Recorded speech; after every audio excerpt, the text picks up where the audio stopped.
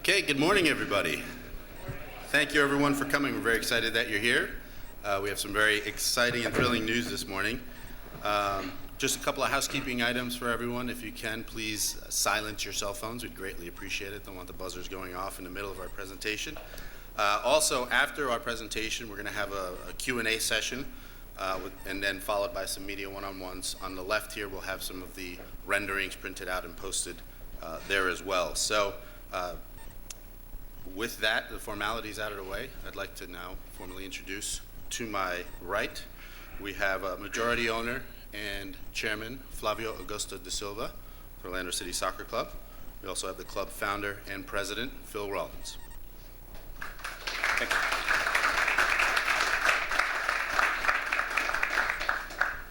Phil, I'd like to ask you to come up and walk us through the presentation, please. Excellent.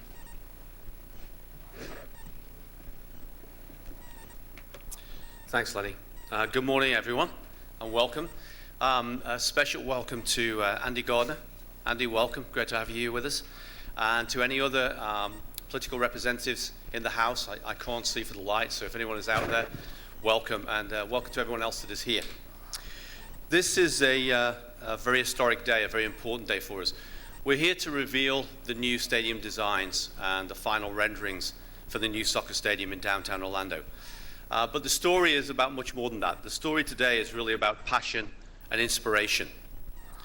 It's about the passion to overcome obstacles. It's about the inspiration, the passion of our fans. It's about the passion to build a unique soccer stadium. And it's about the inspiration that we've drawn from around the world to make this the best soccer stadium in Major League Soccer. This has been a long journey. It's been 4 years since we first started to talk about the possibilities of a unique soccer-specific stadium in downtown Orlando.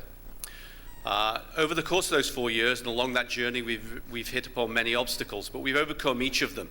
And just 2 months ago, we announced that the club would 100% privately fund the new soccer stadium in Orlando. The background to that is down to the leadership, the passion, the inspiration that Flávio Augusto de Silva, our majority owner, showed, and the commitment he showed to this football club. Without him, without his backing, without his support, without his inspiration, we wouldn't be here today revealing these renderings to each of you. So I think that first of all is to say a big thank you to Flávio and to his team. Thank you.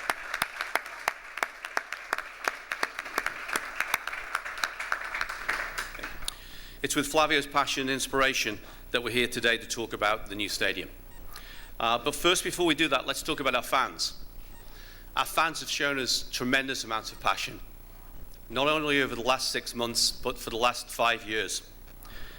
In fact, just this week, they were awarded the position of being the most friendly and the most engaged soccer fans in the whole of Major League Soccer. That's a fantastic tribute, considering we've only been in the league for less than a season. That passion has transmitted itself into a full Citrus Bowl on March the 8th, into an average of over 31,000 fans per game in the Citrus Bowl for all our regular season games, if you exclude the first game. If you include the first game, it's even higher. But without that first game in there, it's still over 31,000 per game. Tremendous passion and tremendous inspiration for us as a soccer club. That obviously led us to the conclusion that 19,500 was not enough. It was not big enough. And as we have the second highest attendance in Major League Soccer today, we knew we had to build a bigger stadium and to do it the right way. That's what led to the decision, as I said, at the end of May, to publicly finance the new soccer stadium and to increase from what would have been the 19,500 in the initial stadium to a much higher capacity. Secondly, our fans have inspired us to increase our cap, our season ticket cap. And just a couple of weeks ago, we announced that we would be raising our season ticket cap from 14,000 to 18,000. I'm delighted to announce today that we're well on the way to filling that 18,000 new capacity. And it's certainly my expectation that as we kick off the 2016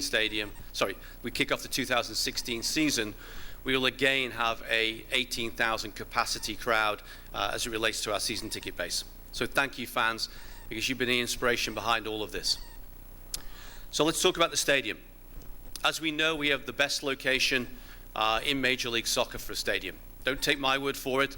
Those are the words of Major League Soccer President Mark Abbott when he visited the city a couple of years ago.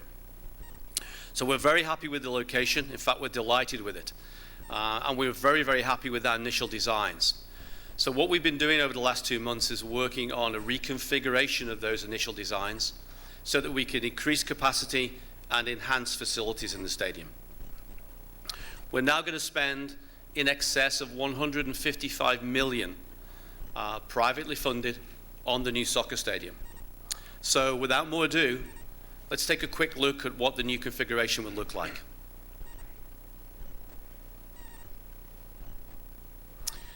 This is the view from Church Street, so just let me orient you. The people you see on the street there are walking down Church Street. This is the southeast corner, one of the main entrances. And as you can see, it is now a fully four-sided stadium with 4 huge stands with an increased capacity up to 25,500. This is a view from inside the stadium looking from the west, from the premium seating, over to the big new south stand. You can see in the corner there the scoreboard and the east stand on the far side. This is a view down the south side of the east side of the stadium, looking at the scoreboard and the new south stand. Here's a view from the wall where the Ruckus and the ILF will be hanging out, looking down the stadium to the south end of the ground. Obviously on the right-hand side is the west stand with most of the premium facilities, and on the left, the east stand. Here's obviously a view without our fans in the house. Looking to the east, that's the east stand. It gives you a good idea of what the stadium will look like on a non-game day and the lettering and such that we'll put into the stadium in the seating. And here's a view from the west, outside the west entrance, the main VIP entrance, where most of our premium seats, guests and VIP guests will arrive on a game day.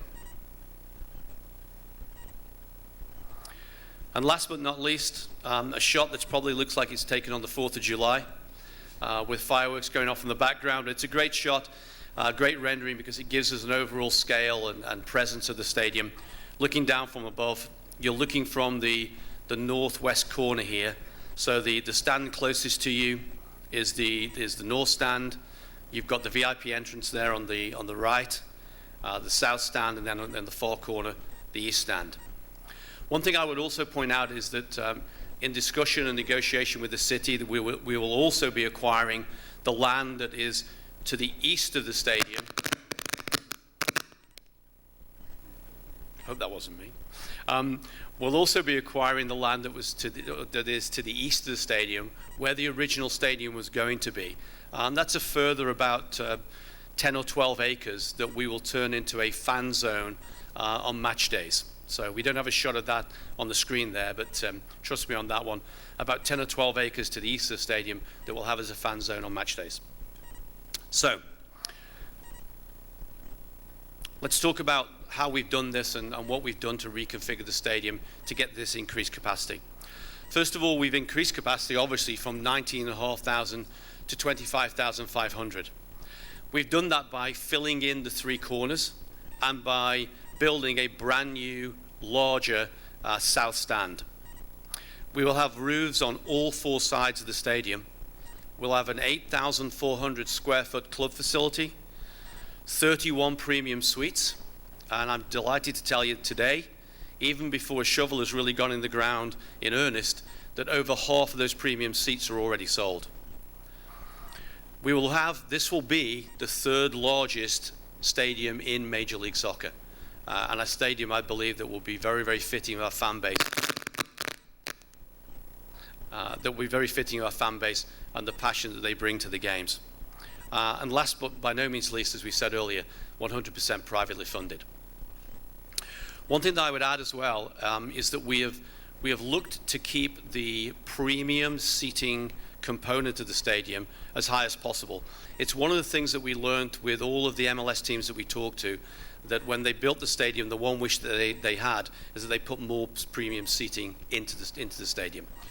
So with that in mind, we are aiming for a goal of over 20% of the stadium to be premium seating in some shape or form, be that suites or premium seats or scoreboard clubs, et cetera, et cetera. Second thing that we've done is utilize technology to enhance the fan experience. And in fact, later this year, we'll be announcing an east side premium seating section where fans can actually order from their smartphone and they can order drinks and food to their seats as they seat in the east stand. Great premium product, great facility, and one I'm sure that our fans will enjoy. So utilization of technology, enhanced facilities, enhanced premium seating, enhanced capacity, enhanced all-round stadium experience for our fan base. And I know that once we build this, in fact, work is underway as we speak today. We started yesterday. I know that Bob and Mallow is down on site working hard. We expect that within 12 to 14 months, we'll have the stadium open, hopefully for the latter end of next season and the playoffs in 2016. And I know that once we do that, we'll have one of the best, most unique, loudest, and most passionate stadiums in the whole of Major League Soccer. Thank you.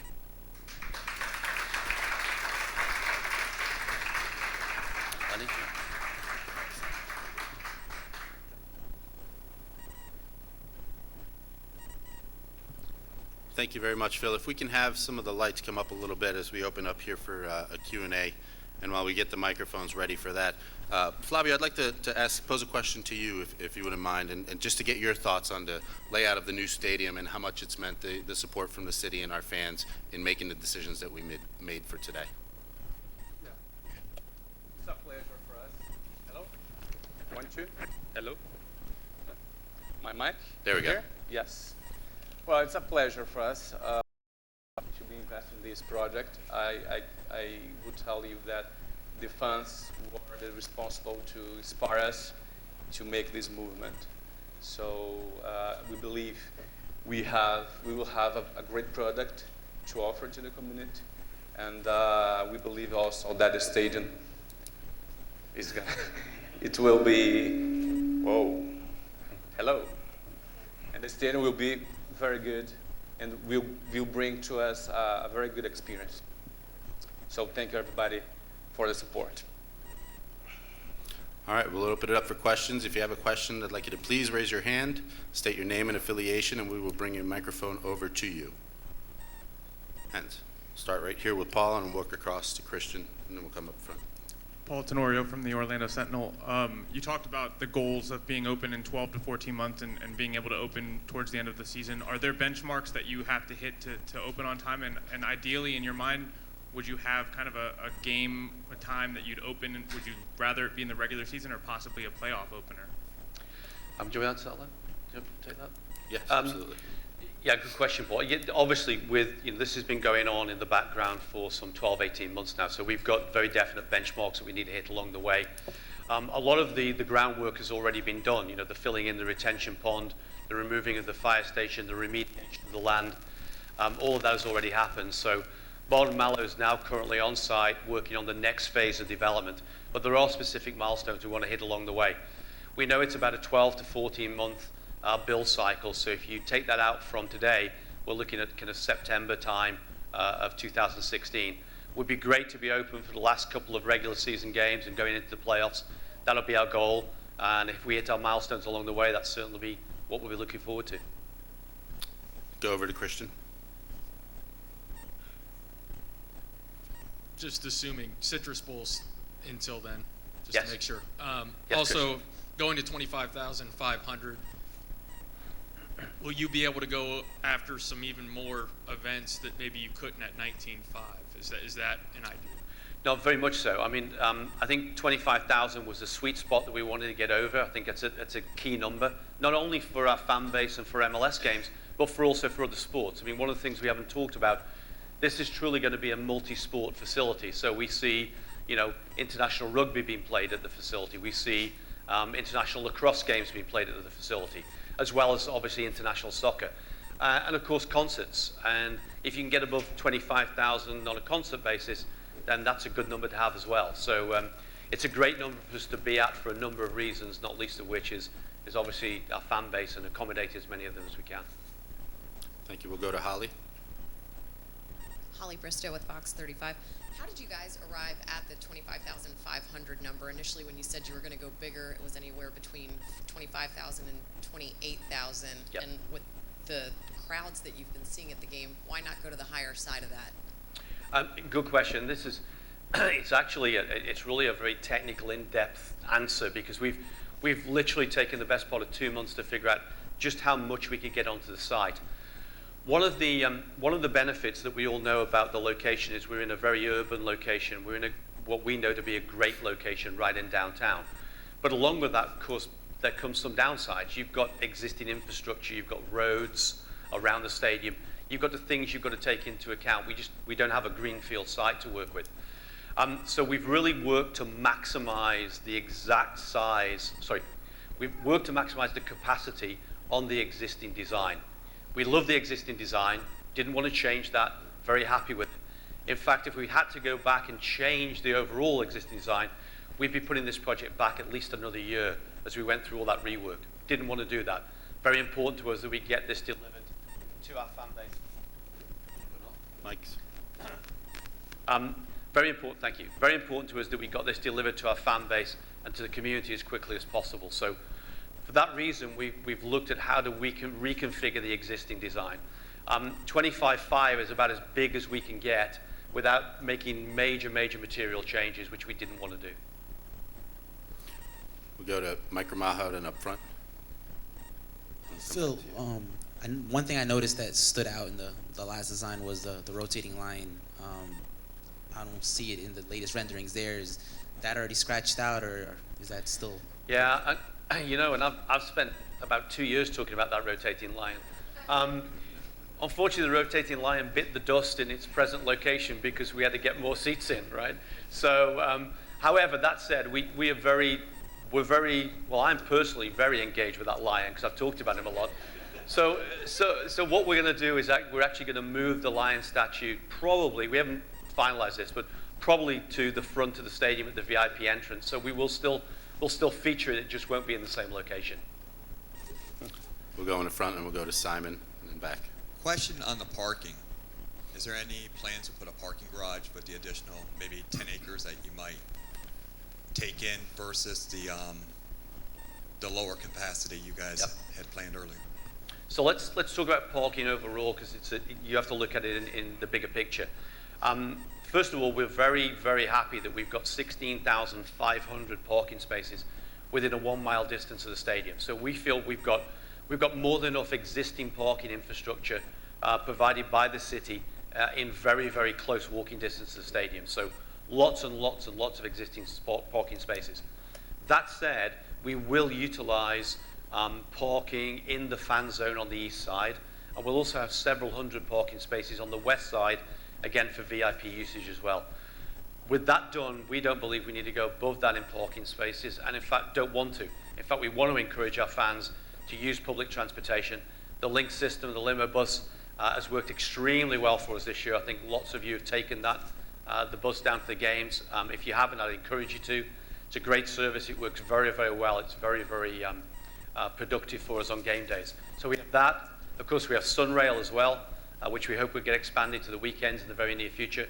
And with all of those public transport aspects as well as the existing parking infrastructure, we didn't feel like we needed to build more parking spaces and more tarmac. One more thing on that. On the tailgating, there's another sports team in Orlando that fans really got upset about not being having an area to tailgate. Are we going to be able to enhance that through full parking? Because it doesn't seem like there's going to be any area at the new stadium to actually tailgate. Sorry, what was the question again? Tailgating. No, but what specifically? Sorry. Is there going to still be tailgating prior to the game at the new stadium? Okay, there may well be, but it'll be down to where the fans want to have it. There certainly is not. We don't have the space on this particular site, never have had, to have extensive tailgating. But I'm sure the fans, the one thing I know about our fans is they're very inspirational and ingenious. So they'll find somewhere to tailgate, I'm sure. We'll go to Simon and then we'll come back over here, please. Hi there, it's Simon Van Ness for MLSsoccer.com. Phil, you talked about this 10 to 12 acre site adjacent being some kind of club zone or fan zone. Fan zone. What exactly do you have in mind for that, and is there tailgating, envisaged for that Yeah. kind of area? In fact, good question, Sam. There's at this stage, it's a little early to actually define it fully. We've got some really good ideas that we've been working with Populous on, and it would be a combination of a tailgating area. It'd be an area for our sponsors, for example, to do activation.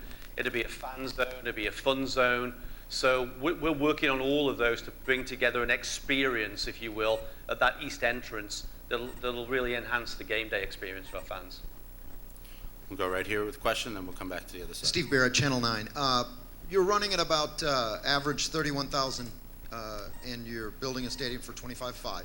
If that average attendance continues up until you open the stadium, how would you expect that? Then you'd see sellouts essentially every game. How's that going to affect ticket prices?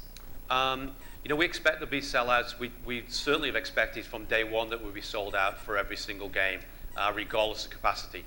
The size of the stadium at 25.5 is the maximum we can get on this particular site with the configuration. So it's what we have to run with. I don't expect there will be massive ticket price hikes. Obviously, over time, ticket prices always go up, but that's not our intent to push ticket prices up just because we have capacity there. We'll go on the far end and then the second row.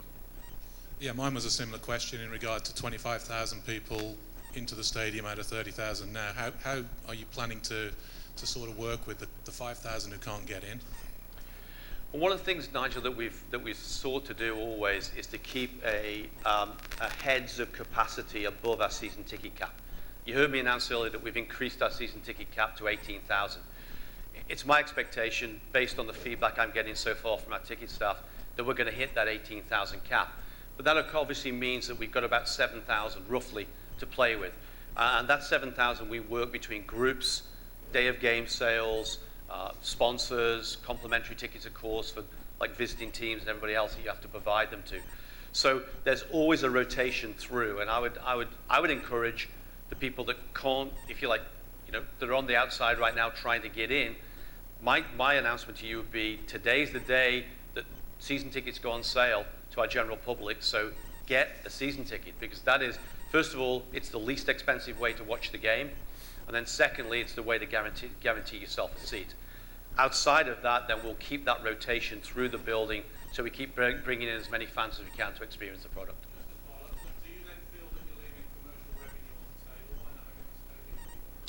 No, it actually comes down at the end of the day to a cost analysis and a value for money exercise.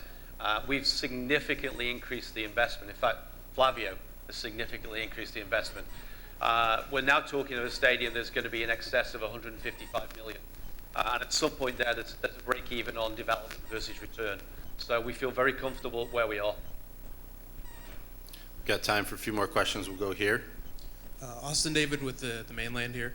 Just to clarify about the field in itself, it will be a grass field, right?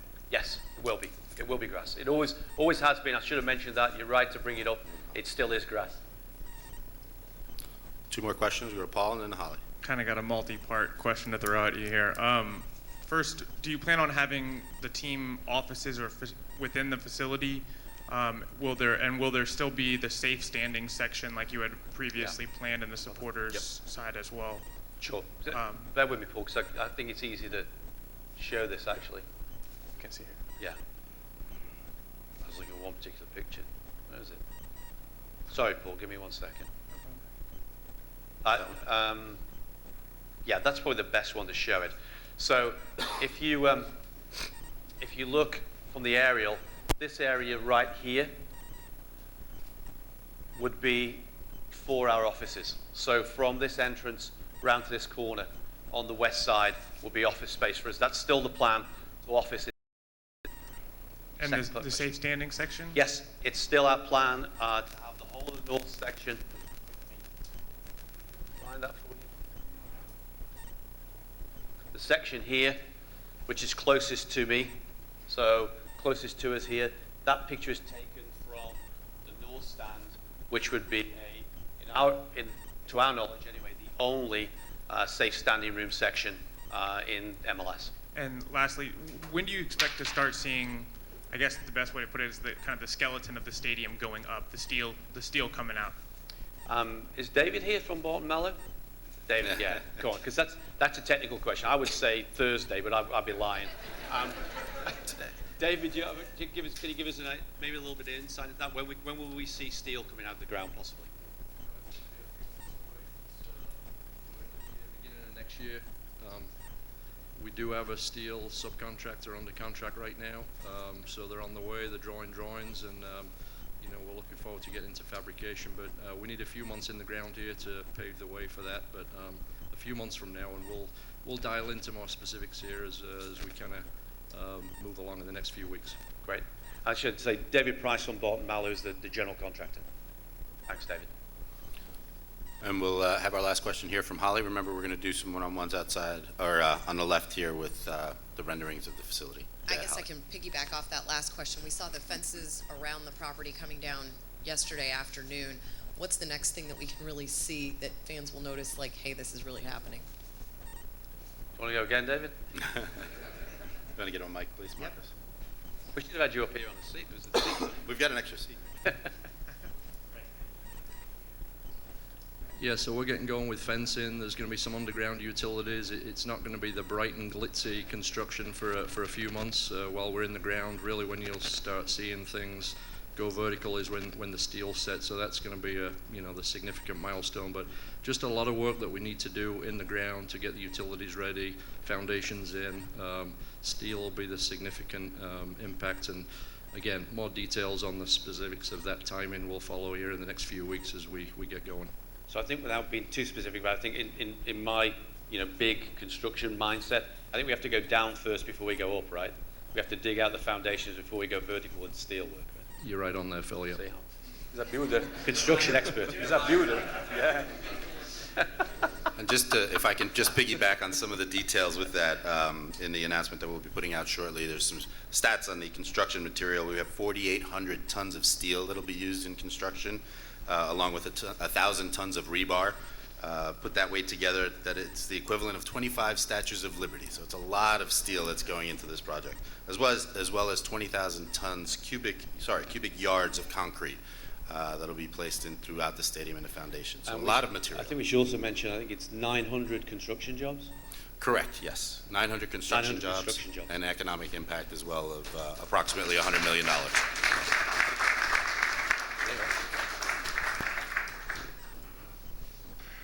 All right. Well, that wraps up the formal portion of the presentation. As I said, we'll do breakout sessions on the left over here. We've got some rendering set up. I'd like to thank Flávio, Augusto de Silva, and Phil Rawlins for the presentation today. And thank you for all who attended and for those that are watching online. Thank you very much. We're very excited for this announcement.